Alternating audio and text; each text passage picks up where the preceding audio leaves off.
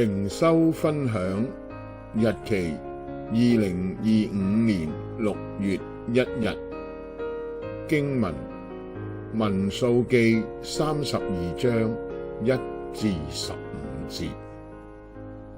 流便支派同埋迦得支派請求讓佢哋以亞謝地同埋基列地為業，並表示唔願意渡過約旦河。摩西提醒佢哋，以前喺加底斯巴尼亞，以色列百姓就係因為灰心喪膽而無法進入應許之地，同時警告佢哋，如果好似祖先一樣背離上帝，全體百姓都會將喺曠野滅亡。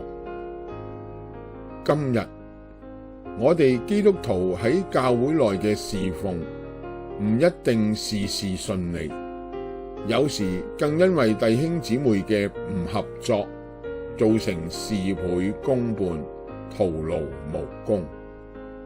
為何弟兄姊妹唔合作呢？豈唔係因為我哋嘅自私自利，忽略咗弟兄姊妹同心同行嘅重要性？凡事不可自私自利，不可貪圖虛榮，只要心存謙卑，各人看別人比自己強，各人不要單顧自己的事，也要顧別人的事。腓立比書2章3至4節。